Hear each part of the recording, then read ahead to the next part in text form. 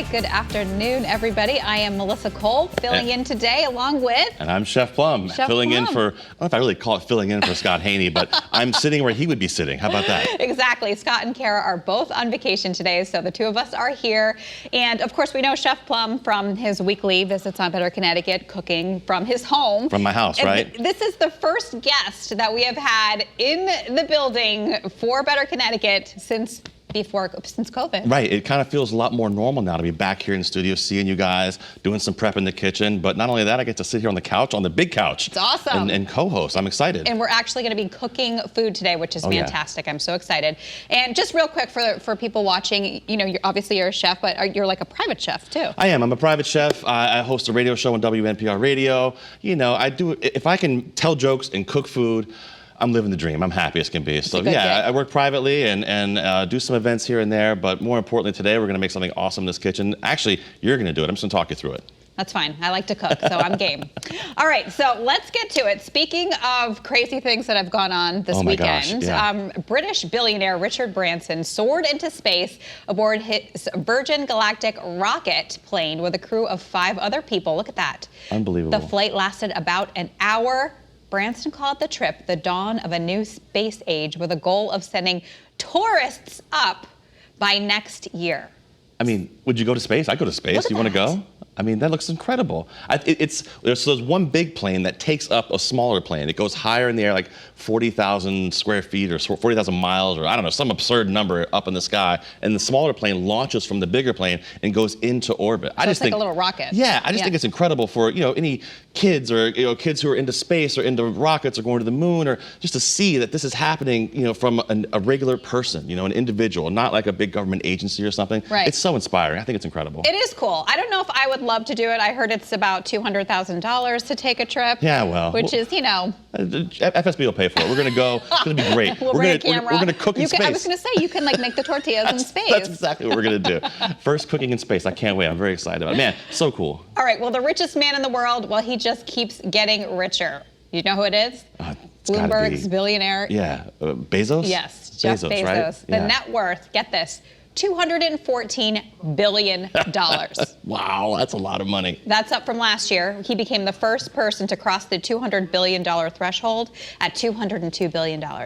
Not bad for a guy who started out selling books on the internet, right? Unbelievable. And I tell you what, do you think he was upset when he wanted to hit over 200 billion and it was only 202? It was like, I really wanted 205 billion. I don't know. Unbelievable. I don't know. But coming in second is... it's not Richard Branson, right? No. It's not Jeff Bezos. Is it Elon Musk? Elon Musk. There you go. He's almost, though, $50 billion behind Bezos, coming in at $179 billion net worth. I mean, he's got to catch up here. Like, listen, this is a competition, clearly, right? Clearly.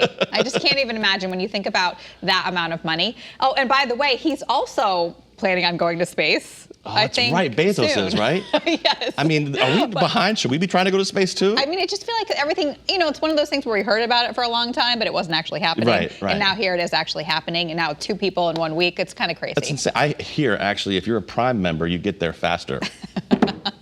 Here we go. Dad jokes.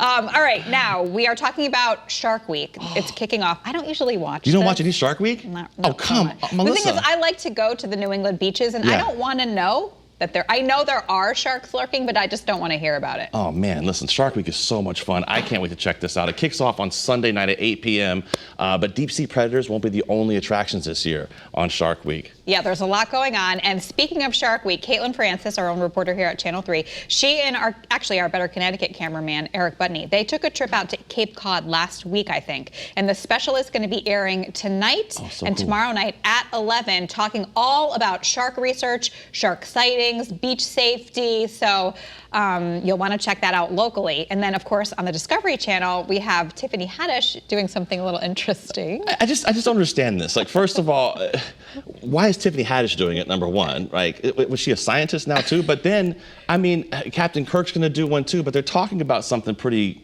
I don't know, interesting. Can you tell us what it is? Because I don't know if I want to say it. I didn't really want to say it out loud either. That's why I passed it to you. Shark sex is what Tiffany Haddish will be talking about. And Captain Kirk is going to be doing Expedition Unknown Shark Trek. Unbelievable. Shark Trek. Yes. Okay. That's how you make the tie-in. Yep, there we go. And there's going to be a lot of celebrity guests making their appearance. I mean, I think Shark Week is like a big thing now. It's a massive thing. But Right. here's the thing, like a Snoop Dogg, Brad Paisley, if I'm going to be around sharks, I don't want either one of those guys being my guy. That's a terrible idea.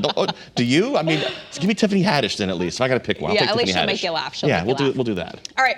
Do you like Slurpees? I'm not a huge fan, to be honest Okay, with you. listen, Melissa, we don't want to go to space, right? I know. Why you don't am I like being sharks. such a downer today? And you don't like Slurpees? Who doesn't like Slurpees? I know. My kids love them, but they're like a little too sweet for me. The best thing you can do is like you mix them. Like here's the Coke one, here's the cherry and then one. it turns brown. Well, yeah. It literally turns brown. Well, don't look at it. Just the best thing is I learned in my adult life, the tops that go on there. Yeah. You can fit the Slurpee thing in there. I just learned that, and you can fill it up over the top of the cup. Oh, to really get your money's Yeah. worth. Sorry, that's just dad. Well, that's right. That's a good tip, right? That's fantastic. Get the most for your money. But you can actually get free Slurpees from 7-Eleven.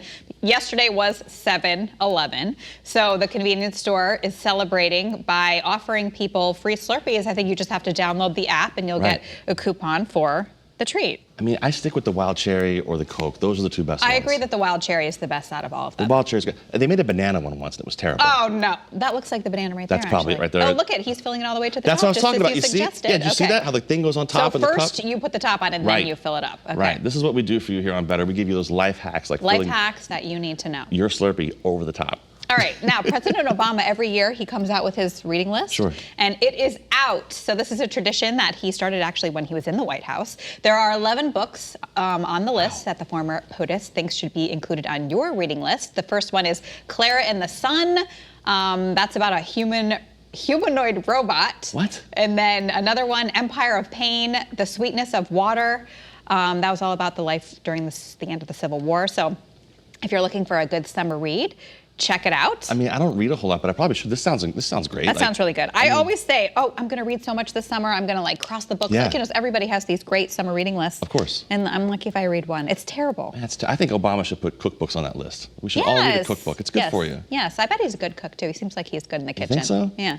Maybe Michelle. I don't know. We'll figure it out. Maybe we'll do a competition, him against me. But not only books, he also has his playlist out, which is really a whole bunch of different things from oldies to rap, lots of different variety of music. So if you're, maybe you're not into reading, you may want to check out his playlist. 38 songs on that playlist too. It's probably awesome. That sounds Hip hop, great. Drake, Lil Baby. I love it. This is great. I mean, I know how big of a Drake fan you are. I So actually do like Drake, but I've never heard of Lil Baby I before. saw you when you pulled up today.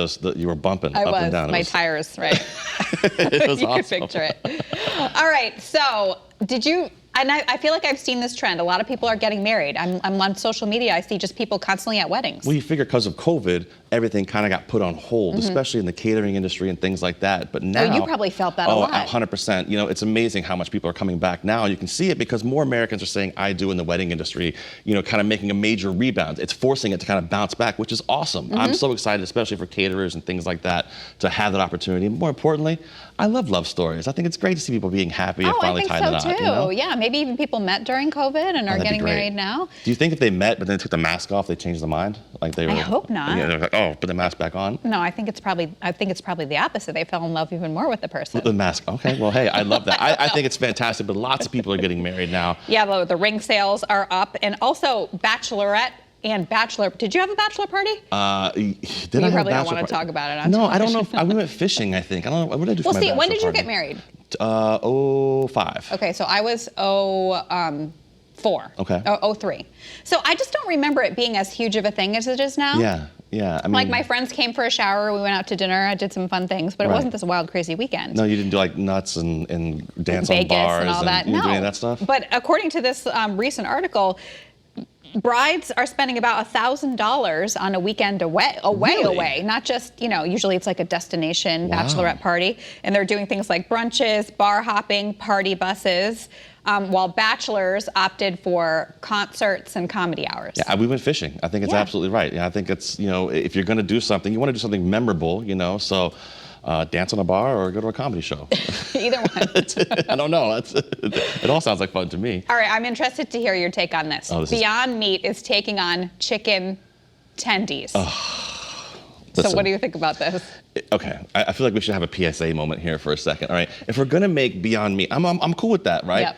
But why does it have to taste like chicken? Like, vegetarians don't want to eat meat, at least the ones that I know, so why are we making it taste like meat? And here's the problem with these products, too. Done a lot of research on this, for real. Okay. The amount of sodium that's in this stuff is completely unhealthy, but they market it as a healthy alternative. Option, right. But it's not at all. It's really, really not good for you.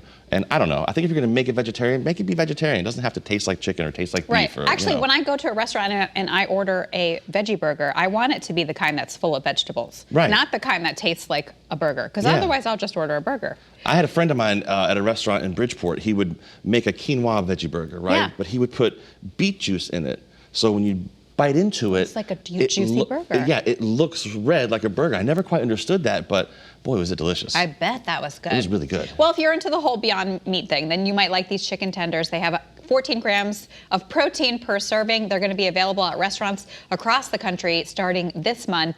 And actually, the Beyond Meat burger it's a new version. Yeah. I think they changed it a little bit, so now it tastes even more like a real hamburger. I mean, you don't want to go to the drive-thru and say, let me get a 5-piece chicken tendies, do you? I don't know if I want to say that. I don't think I want that to be in my vocabulary. Well, we'll see. We'll give it a taste test. All right, have you ever been to Dubai? Oh, I just got back. It was amazing. Was it great? Oh, it's incredible. I loved it. Did you check out the new underwater sunken city? You know what this is, right? This is where Aquaman's from. That's exactly what this is. It's so awesome. Atlantis. Look at it. Yeah, this is incredible. I love this. It's so cool. It's the world's deepest pool, essentially, which reaches depths of about 200 feet at a facility called the Deep Dive in Dubai. This looks incredible. Oh my gosh, yes. You can actually go check out the underwater arcade, a library, an apartment. It's the deepest pool, according to the Guinness Book of World Records, and can hold the equivalent of 6 Olympic-sized pools. It opened officially July 7th, and currently it is just by invitation only. VIP, you got to be a special person to get there.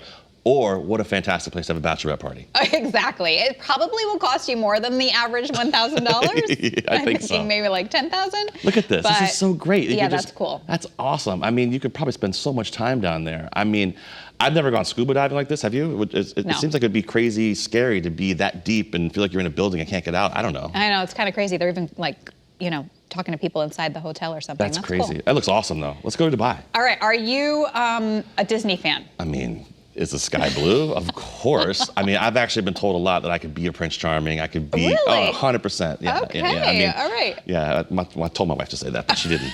I was working on it. I'm working on it. We're trying to get there. All right. Well, a lot of the Halloween-themed things that were normally going on around Halloween at Disney were canceled because of COVID. Yeah, But they're bringing everything back. So there's going to be the Haunted Mansion. There's going to be trick-or-treating this fall. The Haunted Mansion. Have you ever been in this ride? No, I haven't. Melissa, what are we doing? I guess I'm not living my best life. Let me tell you something right now. So you walk in, and it puts you in this elevator with this tall, creepy guy. Welcome to the Haunted Mansion. And you get in, and it's like a round room. A door closes, and all of a sudden, it starts going down. It's the craziest thing ever. Wow. The ride's been there forever. What a fun ride that is. Oh. All these holograms. It's really cool. That does sound really cool. I love Halloween. I can tell. Well, all of those fun things are going to be happening, plus parades and everything is going to be, I guess, pretty much back to normal this fall. So that's good to see. I hope so. I almost threatened my kids once that I was going to tackle Captain Hook unless he gave that kid back his marbles. Peter Pan, he stole the kid's marbles. No, you don't remember that? Over my head. Yeah, well, don't worry. It was fun, though. I thought it was fun.